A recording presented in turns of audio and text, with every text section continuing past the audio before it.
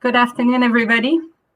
We're coming to the end of this amazing journey through transit, innovation, and technology. But before closing out this conference, let's talk about electric school buses.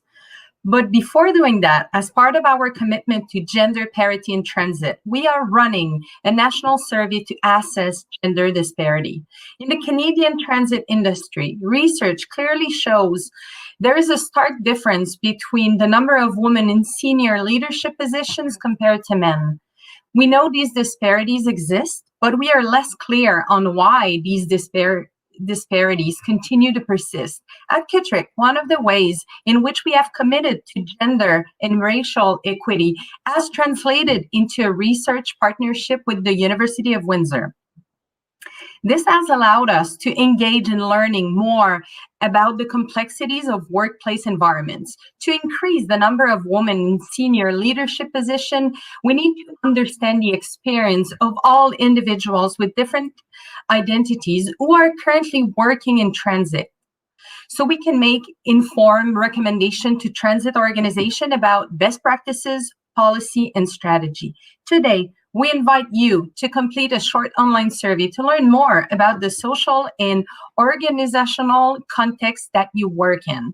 The survey is open to anyone in any role who works in the transit industry in Canada. It is anonymous.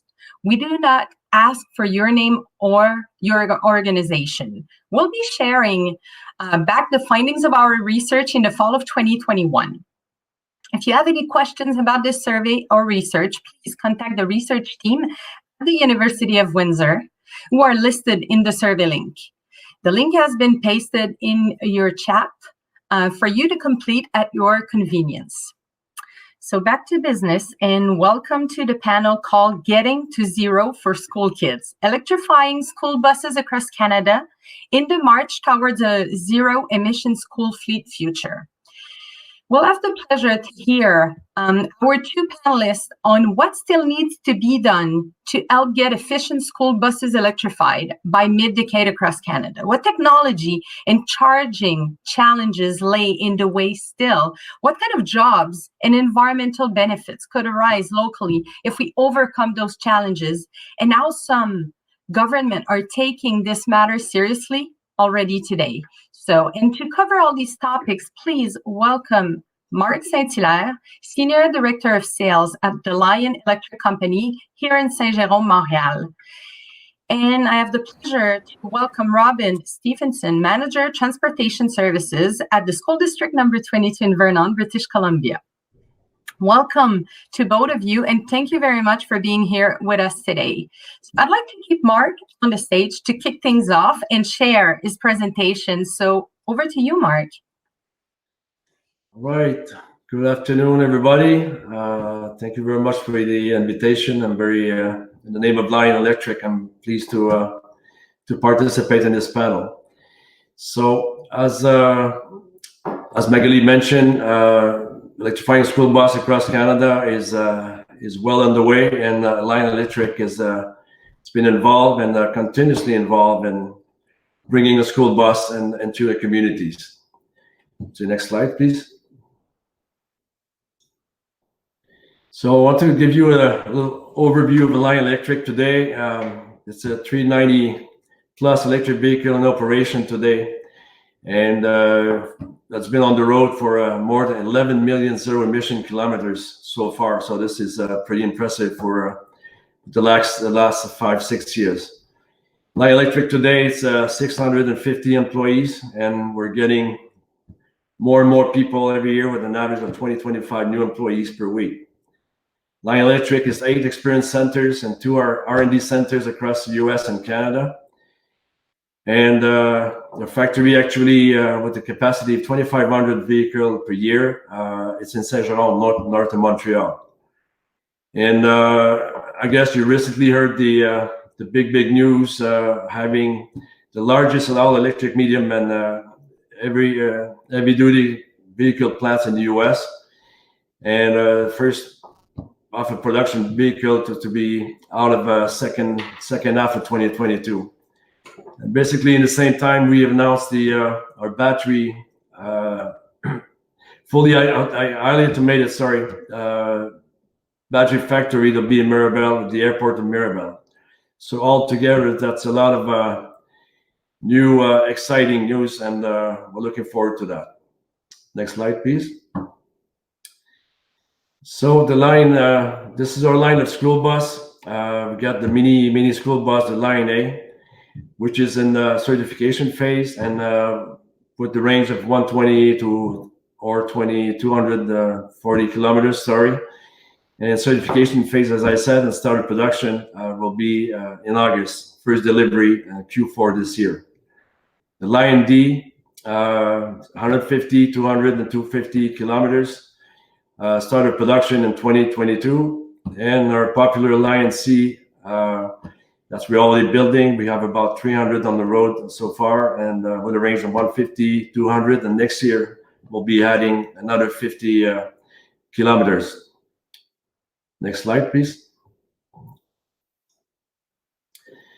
And of course, we not only manufacture school buses. We got the all-electric shuttle mini bus, the line M, which once again it's very similar to line A. So it's following each other, and it's presently under certification as well. And start of production will be in November, and first delivery scheduled for January 2022. So over and above all the school bus industries, we're very pleased to participate in the transit industry with a very good vehicle. So basically it's a 8-meter bus up to 31 passengers. Next slide. So an all-electric school buses brings challenges and opportunities, and for us at Line, opportunity with an estimated 36,800 yellow school bus, which provide transportation to 2.5 million students in Canada. That's a great opportunity for us. Our challenge, one of our challenges, is to educate an industry that's been operating the same way for decades. So we're working hard for education and make them understand it's not as complicated as we think. Another opportunity is to work and educate our clients to structure the transportation for electrification projects. As part of the fleet replacement, that includes the following elements: a clear definition, the scales, the timing of the fleet, vehicle specification to perform the daily route, and of course the plans for charging infrastructures, availability and applicability of subsidies, which is very important in this line of business. Another challenge, while the benefits of electric buses are clear, and which we have demonstrated through the years, incorporating them into a fleet of conventional bus isn't a simple proposition, it's a big evolution. Transition requires careful planning, evaluation of technologies options, staff training, and a green mindset for a cleaner environment for our children. Next slide, please. This when you buy a vehicle at Line Electric, this is what you get to join to support the entire life cycle and operation cycles of your vehicle. So, and this is a major differentiator in our from in the industry line ecosystem, I like to call it. So each division brings a dedicated team to be at the front of the evolving EV ecosystem. So we got the Line Grant, which is a dedicated team to assist customers and then identifying and applying all the grant funding opportunities when they become available. So the team is currently continuously monitoring across North America, United States, and Canada, of course, for all the grants, so we can support and deduct some dollars on the purchase price. Line Energy is well established for one reason, is to help a customer with the infrastructure phase and provide the turnkey solution for each fleet. As unique, every environment is different. And it's very important to have the delivery in the same time as you're getting the reception of your vehicles. Line Academy, we provide some staff training for all mechanics, for drivers, and everything to understand, to educate your fleet and your personnel that about how to run a bus, how to drive it, how to maintain it, and how to work with us as well with our service centers to fix any problems that can occur during the operations. The Bright Squad is a mobile support team we often send to our customers for the entry into service of operations. It can help you on the technical side, on the training side, and it can provide you some real-time support for your new acquisition. And Line Beat is our telematic fleet management software, that can offer reporting needs about all the GPS locations, the speed, the battery percentage, the autonomy, the temperature, duration, the state of the vehicle. And you can always see as well how your drivers behave, and just make sure we got the proper autonomy to do your routes. And this is us and the Lion experience and the ecosystem. And it's very important to mention that all those divisions support your operations, and that makes a big difference in the electric vehicles. So this is the Bright Move. This is us, and thank you very much for your attention.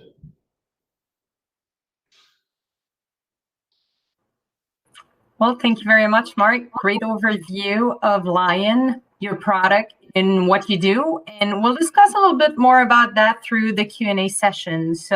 But for now, I'd like to ask Robin Stephenson from School District 22 in Vernon, BC, to come on a virtual stage to share a presentation. So over to you, Robin, and thank you so much for accepting to share about your reality.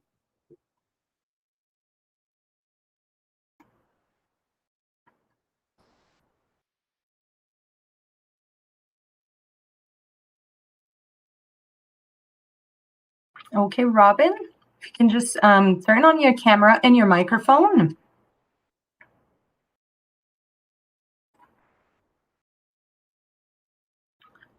Okay, Robin, can you just try again? Awesome. There we go. Great.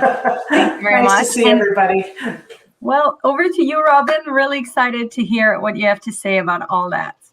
Thank you, Magali, and thank you for having me today. It's an honor to get to come and speak to people about my experience with electrifying our fleet to move forward in a much greener way. We have started that this year, actually, and I'm going to just chat with you a little bit about our experience and how we got to where we are. My name is Robin, as I was introduced, and I've been in the school bus industry for, 27 or so years, a long time. It's been a pleasure. I love this industry. I love the transportation industry, and we love getting our kids safely to and from school. So without further ado, I'll just share with you what we've been doing to get BC green. Our first steps had to do with some collaboration, and I serve on the board of the executive for ASTS BC, which is the Association of School Transportation Services of British Columbia. And ASTS BC, the Ministry of Energy, Mines and Low Carbon Innovation, Clean BC Go Electric, and the Ministry of Education got together and started chatting about what can we do, and started putting together some meetings and discussions about how we can help BC school bus move forward in a green way. It created a lot of questions about how to do this. Is it feasible? How can we do this? Will it work? Can we afford it? What about consultation? We're going to have to talk to all of our stakeholders and determine what their roadblocks are, what their barriers are, and what their needs would be, and receive that feedback before we would be able to move forward. So the first step we felt was feasibility. Just, is this possible? Will it work as a school bus application in British Columbia? So things like cost of ownership came up, things like facility assessments, speaking to the utility companies in the province. Can they manage extra power draw on the grid, and charging infrastructure. What are we going to need to do to get all of that into place? Lots of questions that we needed to find some answers to. So we continued on doing some research and just trying to get some direction about what we will need to do. The next step, after we gathered some information and felt like it would be a good application for an electric bus in the school industry, we wanted to talk to the schools and the school districts. We needed to talk to the secretary treasurers and find out what their needs were going to be. Talk to transportation department managers about what they did out there in the field and how would the school bus work for them. And of course, facility managers, because there's a lot of infrastructure that needs to be in place in order to accommodate an electric school bus that we're not used to having. We run diesel, we run gas, we need to move forward in a different way. So after our discussions with the stakeholders, we got back some of the things that they felt would be necessary for them. Top of the line, of course, would be funding, because the electric product is significantly more expensive than the diesel or gas product. However, it's not as expensive to run. So funding needed to be put in place for electric buses, but not only for that, also for facility assessments and for charging infrastructure, because you need all three in order to make this work. Next, they would like some tools so that they can share their plans with folks and communities and boards. So a cost of ownership calculator was created by Clean BC that would help districts determine whether or not they could financially afford that and how they would pay for it.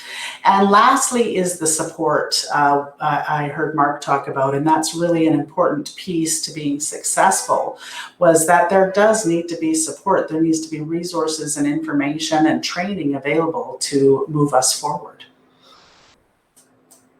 So after receiving all of that feedback, we worked on putting a plan together to actually make this come to fruition. So first of all, we had to get funding in place, and all three, two places, three altogether for this year's purchase. The Ministry of Energy, Mines and Low Carbon Innovation had funding for us. The Ministry of Education had funding for us that they could put forward, and then school districts would have to pitch in some funding as well. And so once we put those pieces together, the Association for School Transportation Services in BC put together an RFSO, request for standing offer, that would we had to put a spec together for an electric school bus, which if you've never done that before and don't have all of the knowledge, you have to do a bit of research with everyone to find out what you need to put on those specs. So we got that all put together and put out one spec or one RFSO for electric school bus and requested and invited vendors to bid on that. Once we had that in place, school districts would be able to purchase from that standing offer. And finally, we had to have some training in place. So we included training in our request for standing offer as something that we would need vendors to provide, school bus manufacturers to provide in order for us to be successful. Of course, with COVID, that is a little bit challenging just with travel restrictions. So this year, the association had to work actually with some folks to be able to put together a training program that we could give live and on site to school districts. So we got all those together, and we're very pleased at the end of the day this year. Just in the last few months, we've gotten 18 new electric school buses into fleets across British Columbia in 13 school districts, and they're on the road now, and we're looking forward to seeing and gathering all of the information once they've had some time on the road. So next steps, we've continued collaboration for next year, and all of the players are still in place. The association, the Ministry of Energy, Mines and Low Carbon Innovation, and the Ministry of Education as well. We've also started conversations with the Canada Infrastructure Bank as another form of funding, because school districts, any of you who are out there working at school districts know there's not always a lot of money to go around. So the Canada Infrastructure Bank and the group are looking at ways to help support and fund this program as well. And that's what we put into place for the upcoming purchase, or the purchase that we have in place right now happening. And we're happy to say we're going to have another minimum 30 buses going onto the road, 30 electric buses across 22 more districts in British Columbia. So I feel like at this point it's been really successful program and project. And I'm looking forward to seeing what the future looks like, hopefully much, much greener for our school kids getting to and from school. That's the end of my presentation this afternoon. So thank you very much for letting me share. Awesome. Thank you so much, Robin. Thanks for bringing up collaboration, funding, support. Those are all things that Mark also talked about. And let's now get to the questions from our audience, who is, I'm sure, eager to get more info on the topics that were already shared in your two presentations. So I'd like to get started with a question for both of you, actually. What are the challenges that are preventing large-scale replacement of diesel school buses by zero-emission buses? And I'll get started with you, Robin. So for us, what we found, one of the biggest challenges is just cost. How are we going to afford to be able to do this? I know that, the more that we are making electric vehicles, that's going to help the price of batteries come down. And batteries are really the piece that we found that is going to drive a lot of cost into the vehicle. So that was one of the big barriers. The other things in place that we need help with are infrastructure. Knowledge. How do we train our folks so that our technicians can work on electric school buses? How do we train our drivers to properly use the electric school buses in the right applications?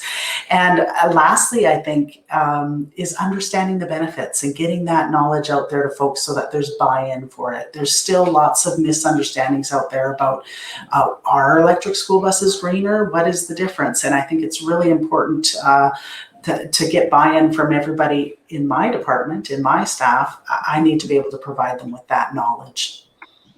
Yeah, excellent. And Mark, do you have any insight on that as well, coming from the manufacturer side? Yeah, of course. From what I see, just education. I mean, educate, as I mentioned earlier, just the business was going the same for decades, and there's always a lot of questions that we're answering just to reassure our future customers or our clients about, first of all, the maturity of all the electric vehicle, the autonomy, and about the charging infrastructure. This is a big question. So you're not just buying a vehicle, you need the system, as I said earlier. So that's why for us, we're providing that type of system, the infrastructure support to get the fuel to the bus. So in terms of maturity, we've made tremendous improvements. Our bus has been on the road, for 5 years now, and we see a huge difference with the new generations.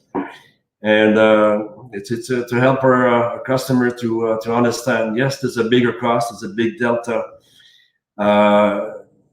in pricing a conventional bus to electric, but down the road, the economy and the maintenance fees and everything, it's a tremendous, it's close to 60% of difference, and on the lifespan of the bus. So that's a major difference. Robin was talking about the total cost of ownership. So this is a big difference. That's why we need to take time to explain the benefits on the long run for having electrical fleet. And of course, the fundings. The government are getting more and more involved. In Quebec, and now we see in BC as well. So I think the additional provinces will follow, and then we'll get into the March. Yeah, money. It's always the big deal, right? So you guys are all looking for that, and same thing in transit. So Robin, actually, I have a question for you. Has there been any dialogue between school boards and municipalities with respect to sharing charging infrastructure?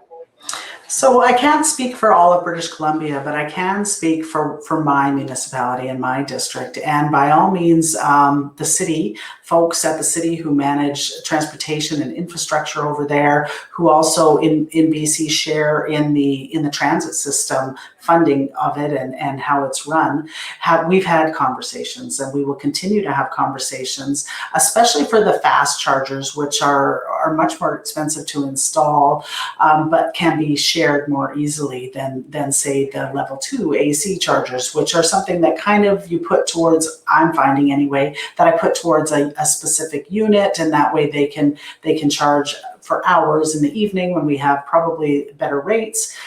But the fast chargers the cities are planning to put in place in Vernon will be accessible to our buses, which is going to be wonderful for those times when we have extra field trips and we need a little bit of a quicker charge. So absolutely, in Vernon, we have been in contact with our local municipalities and are working together to find solutions. That's great. It gets us back to that collaboration that you were both talking about. And Mark, do you know any great stories like that, maybe in Quebec or other jurisdiction in which you actually sell your products? Yeah, but as Robin mentioned, I'm not aware of everything. Most of the installation are directly at the bus owners at their headquarters. But that'll be definitively a great initiative to share the charging station. Of course, due to the size of the bus, it's a bit complicated to use them in the municipalities. And an important point that you mentioned, Robin, most of the time in cities or even Quebec, all the electrical circuit are level 2 chargers. And we're going towards more and more on the level 3, and like we're offering the combo charger on the Line C, so you can use either AC or DC. So they are adapted to either go on municipalities, but most of the time it's owners that have the infrastructure. Okay, interesting, great. I have another question actually. So Robin talked about feasibility analysis to identify the best route. So you've done that. How did it go, and what were the steps? How did it work for you guys? So I can't say I'm an expert at this yet, but I'm certainly going to be working towards that. I know that we need to have our electric buses travel a certain amount of kilometers annually in order for them to pay for themselves. And they pay for themselves by the reduction of costs for fuel and the reduction of costs for repairs and maintenance. And so that's the business case that we put forward. And with that, specific routes are going to get you a better return on investment. So I know that we can have a bus go out on some runs, and if there's lots of stops and starts, you're regenerating power as you go. So then you're reducing the amount of power you're going to need to refill that bus up. And in addition to the route, the geography of the route, the layout of the route being lots of stops, because that adds in regeneration, things like the driver make a big difference as well. So you need to make sure that you have good driver training and to learn different techniques that are going to work better to regenerate the power as you're on the route. So there's lots of different nuances that are going to make a difference for that, and we're paying close attention to what we think will work. Length of a run is important too, because you have so much range, and you want to make sure. That's why the school bus industry, I think, is a great application for electric bus, is because we do a morning run, and then we come back and we do an afternoon run. And so it gives us time, if we need to regenerate a charge in the middle of the day, we can do so. And so those are things that you have to watch when you're assigning a bus to a route. So I was very particular about the routes. I kind of wanted to test two different kinds, one that was more highway, which I thought would be less regeneration, and one that had more stops and starts on it, which I thought would have more. And so then I'll gather that data and see if my instincts are correct on that, as well as drivers who really were keen on being part of the solution and helping with the success of the project. So that was important to me as well. And for you, Mark, how is feasibility study impacting you? How important is it for your client? Yes, it's always feasibility in all the routes and territories always defined by school districts, and after that, I give the Quebec example. So all the transporters goes on the call for tender, and of course, once let's say they award this territory, then we support them to really evaluate the topography and all the routes to make sure that our vehicles are adapted. As you know, there's different ranges, different type of school buses. So we work hard with our customers just to have the good product and the good autonomy to perform their daily routes. Of course, in the rural, getting more. Canada is big, and some rural territory. There's longer routes. So that's a bit complicated. Even the electric vehicles recently have a better performance, longer range, but there's still a challenge at one point. So that's why the Lion Energy or the infrastructure team, it's very important to locate the charging station and so the back and forth traveling. And I'd like to get back on what Robin said about training. And Mark, you talked about that as well in your presentation. And how important is training? And what did you have to go through? And what do you provide as a manufacturer, Mark? So I'll get started with you and then over to Robin right after. Of course. Education. But I always go through education. But training is very important. And it's part of the education. That's what I want to say.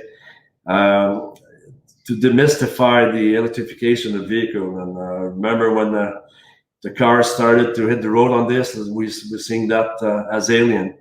So to put our customers in confidence, it's very important that each aspect for the drivers and the maintenance people and the fleet managers, so they can really understand, because they have their own mission, and each position is very important. Like the drivers, of course, it's different with the regenerative braking system.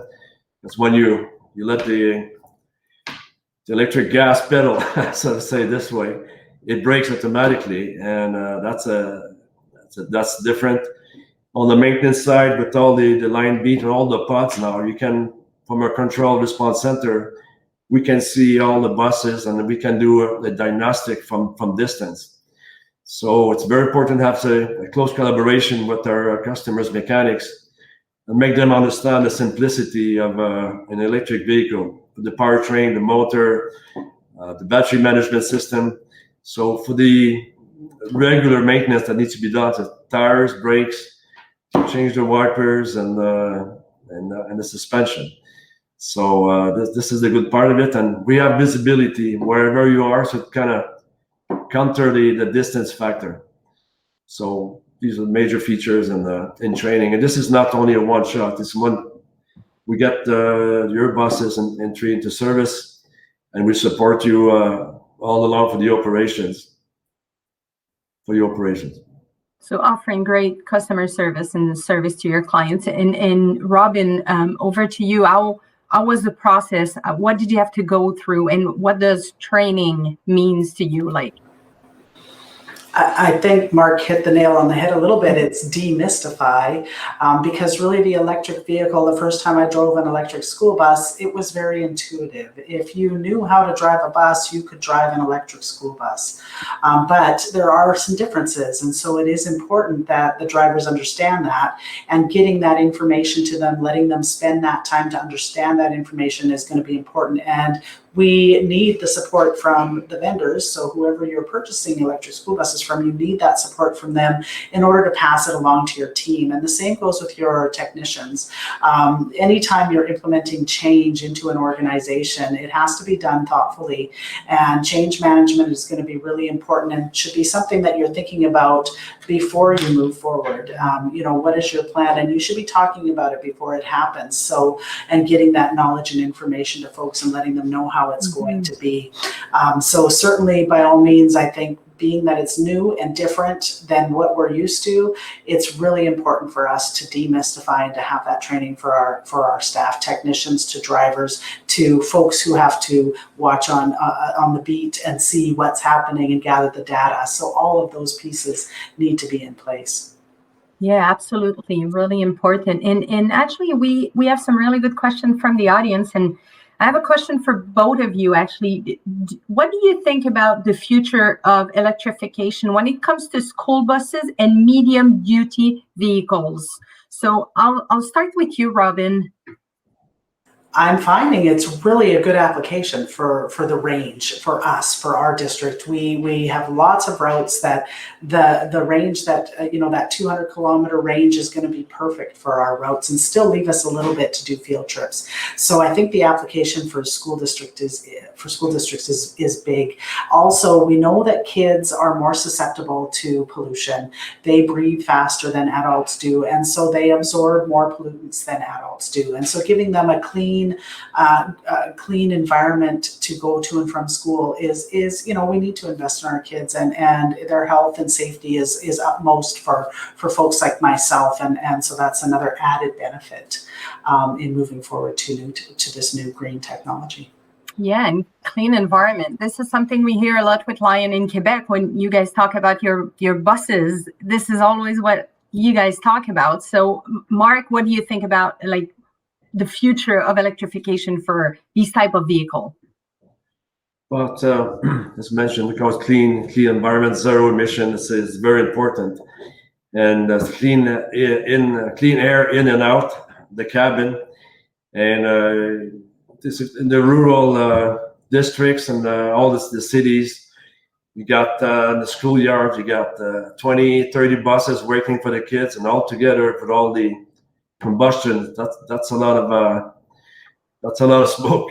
So this is a big difference. The noise factor. Since I've been working with Lion now, I notice drastically the sound of a diesel passing in my street and compared to an electric one. Mm-hmm. So this does have an impact on the kids and the environment, of course.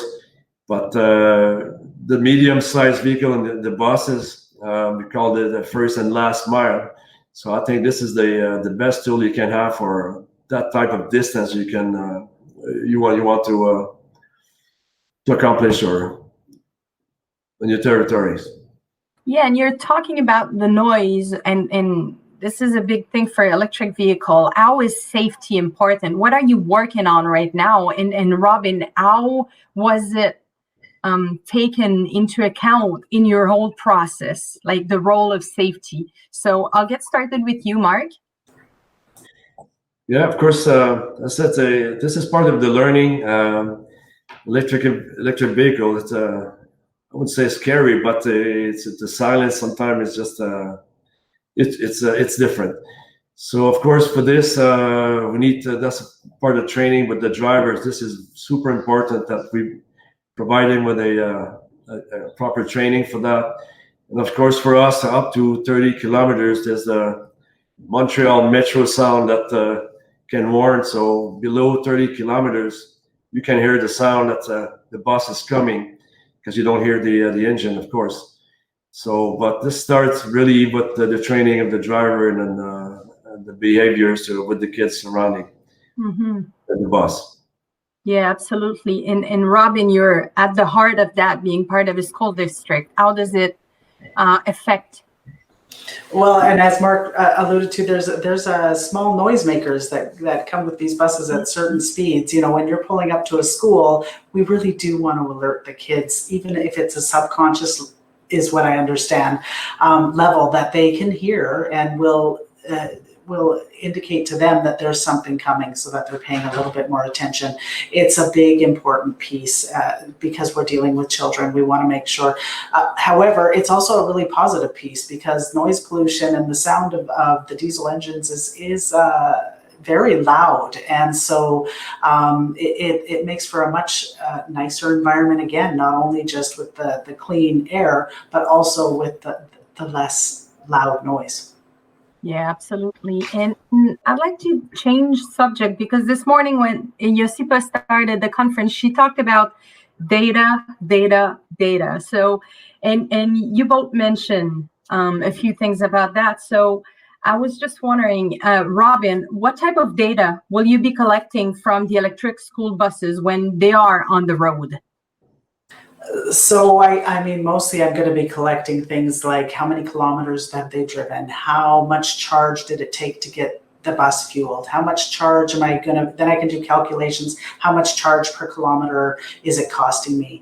I will be doing things like how much am I spending on repairs and maintenance for these vehicles. All of that type of data I'll be gathering. How much battery, how much length of battery did I get out of a charge, how much distance is what I'm saying did I get out of that charge. I know it's got a range indicator, but that changes and is variable depending on the route and the driver. So all of those types of pieces need to be put together for me to make good decisions going forward about what routes to put these on, how to drive them, how to train for them. And as for me, making decisions based on data just makes it much easier to make the decisions and know where to head next. Yeah, absolutely. And just one more question before I get to Mark. How do you standardize the data in order to understand the patterns in energy and range? Well, to standardize them, I'm going to be actually just taking exactly what that bus has driven, how many kilometers it will be. And I won't have, say, for instance, oh, this bus drove up a hill on this day, so that took this much more power. I won't have that geography to go with, but I do have stops and starts, and I do have regeneration information, and I know exactly how many kilometers that bus drove and where the charge was when it got back. So I will have that type of data, and I have it to compare to a diesel bus as well. So, you know, I'll have some comparisons that I'm able to make. Absolutely. Comparison is important. And Mark, your buses have been on the road for a long time now. So how important are the data? Well, this is an integral part of an electric vehicle. Just to so easy to gather some information. There's not much more to add than what Robin just mentioned. So it's a question of managing your operation and see how they operate and the geography, the topography, excuse my accent, of your territory, of your routes, and the driving style of your drivers. This is very important. This is just pretty impressive. It's a big difference. You can put a different driver in the same route, and now the percentage left on the battery compared to the other one. So this is a good way to manage, and there's a way to drive electrical buses, and all this data gathering is very important. And of course, on the maintenance side, for us with Line Beat from distance of the customer response center, we can see from distance, and we can provide some valuable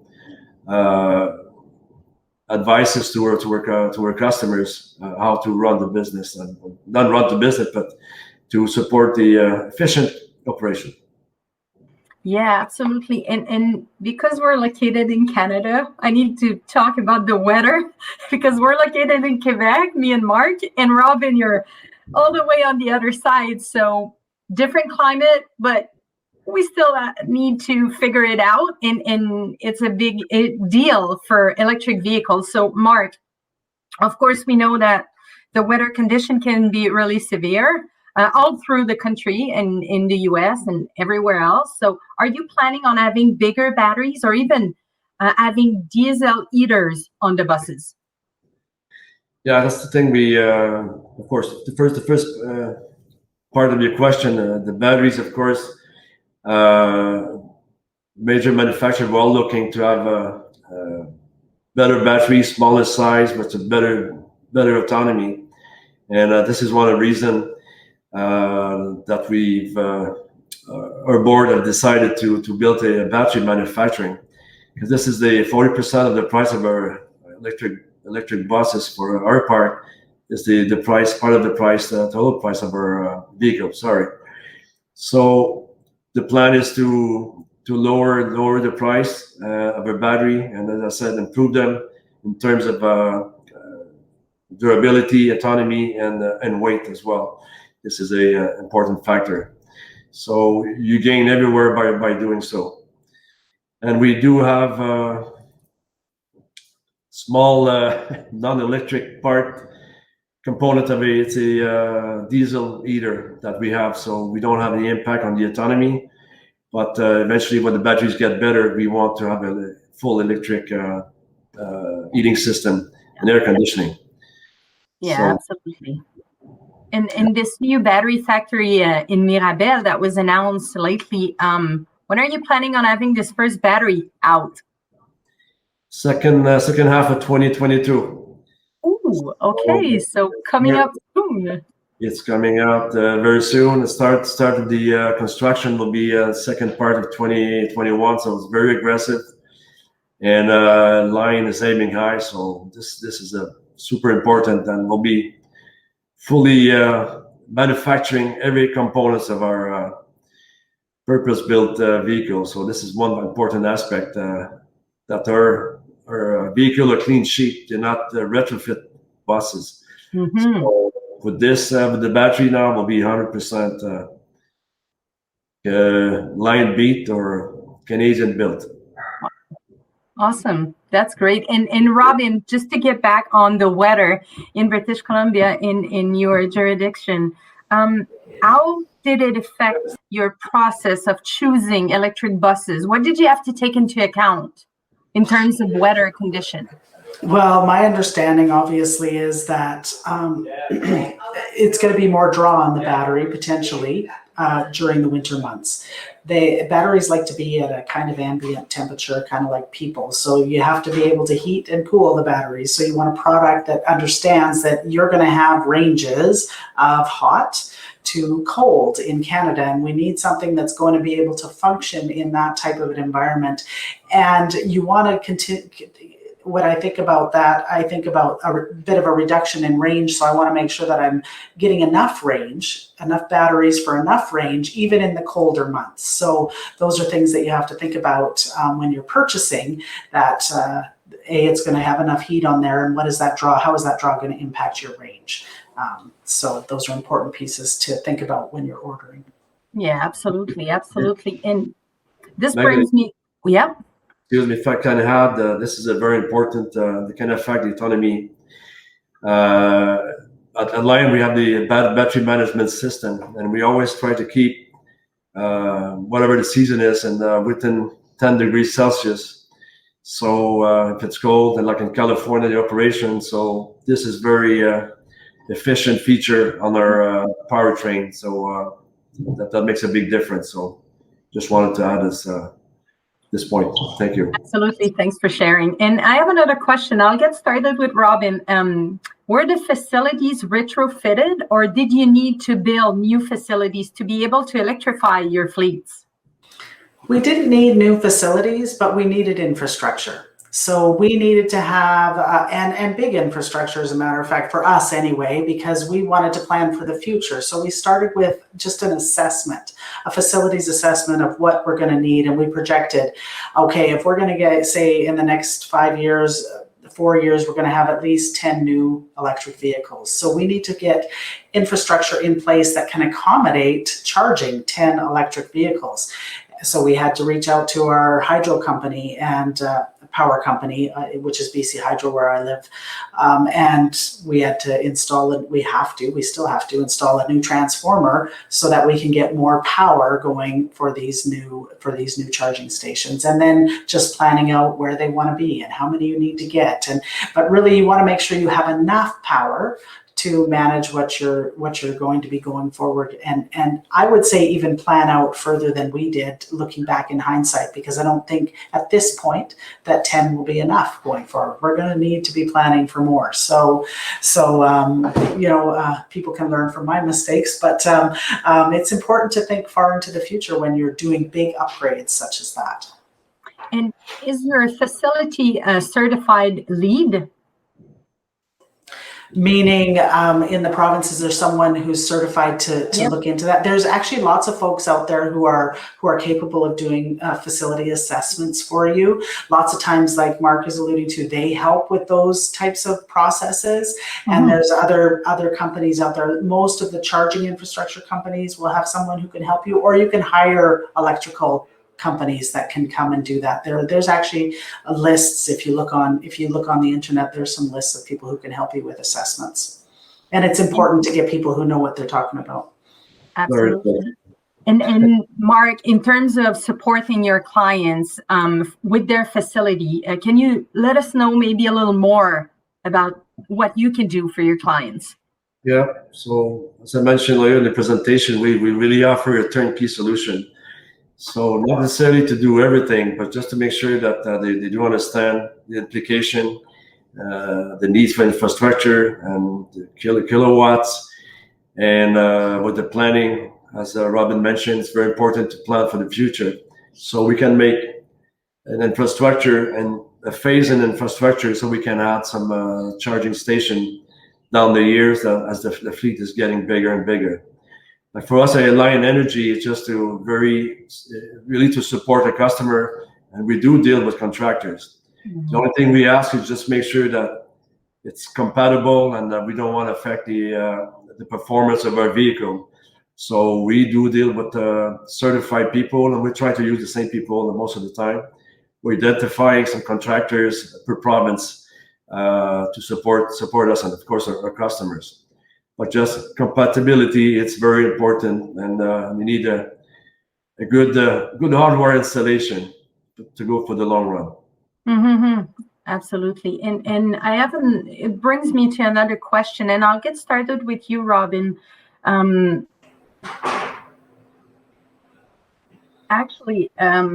me just, what do you think about the involvement of utilities? Because you mentioned utilities previously, early in the stage of electrification, given the energy demand for e-buses. Oh, I think it's vital. I know we kind of did it on a bit of a provincial stage. So when we were doing the collaboration right at the beginning, we reached out to the power companies. We have both Fortis, BC Hydro. There's some different ones in BC, just to make sure that they were aware of what we were working on. Because they need to plan forward as well for these types of draws that are going to happen, and make sure that they have what they need in place for it. So it's really important to reach out to your power companies if you can in a provincial way. I would be suggesting to provinces or governments, federally, provincially, to be reaching out to their folks that provide power to their areas, so that they can work together about what the needs are going to be. I know we were able to negotiate a better price for our EV charging stations with BC Hydro for rates. So that was a good outcome from our reach out with those folks. And it's important, and I would absolutely say that it should be undertaken. And so we hear about your experience in BC, and Mark, as I said, we're located in Quebec. So how does it work with Hydro-Quebec? Hydro-Quebec is working very hard to electrify the roads, and we are lucky to have them and to understand working very closely with all the electrical vehicles manufacturers. And we have some super good program in Quebec with Hydro, and with some good subsidies up to 75% of all the costs. So we talk about installations, we talk about units. So this is very, very interesting for the operators in Quebec.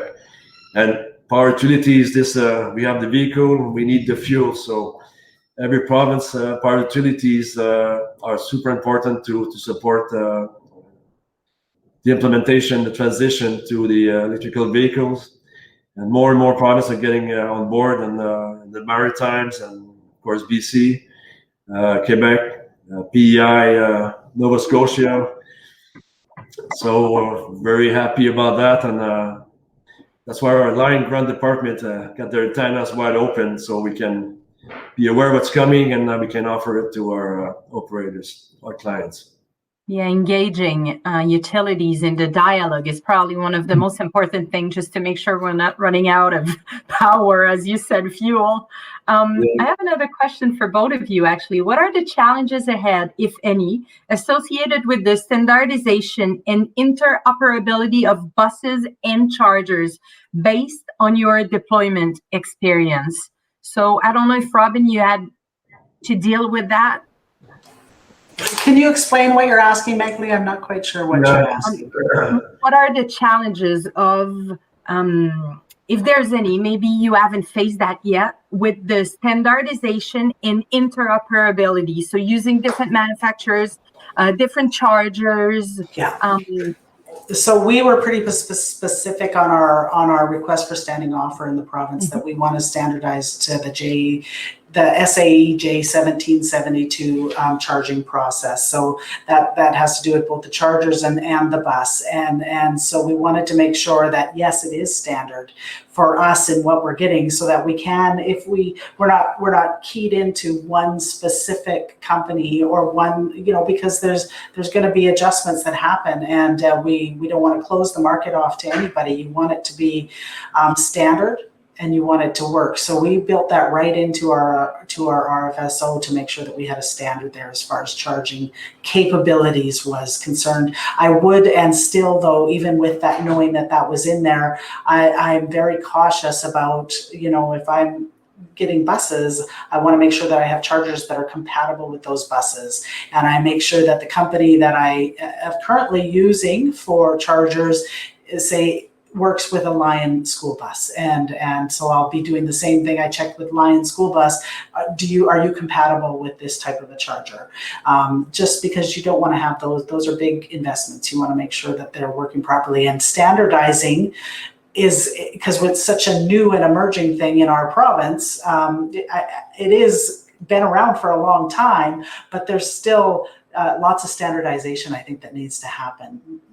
And so it is an important piece. You want to make sure going forward that you have things that will work together and aren't locked to something. Absolutely. And Mark, I think we're going to finish on that because we're running out of time already, because you're on the other side of the medal. So what is your take on that? Standardization is very important. As for an example, we have agreements with tier one manufacturers with over 20 charging station manufacturers from level 2 to the level 3. So we can offer, of course, we did the homework just to make sure that compatibility is there, and so we can offer different pricing, different performance to our customers, but really adapted to our vehicles. So this once again, I was saying earlier that it's important to have the good specs of those charging stations to avoid some electricity, some fluctuations that can affect the electronics of the vehicles. So we do have a wide range of charging stations. So I'm sure Robin will find something. Well, thank you so much. I think we came to the end, and that was a great closing line. And we would love to keep going, but we need to let you guys go. And I'd like to say a big thank you to both of you, Robin and Mark. I think it was really insightful. So thank you very much. Really appreciated the conversation from Quebec and BC. That's amazing. And thank you. Thank you to the audience, really engaged. Lots of questions still coming up, so it's really awesome. So, Mark? Can we have a copy of those questions, and so we can answer the people that took the time to write us? Actually, I'll get in touch with you at the beginning of next week, and we'll figure it out. We'll figure something out for you.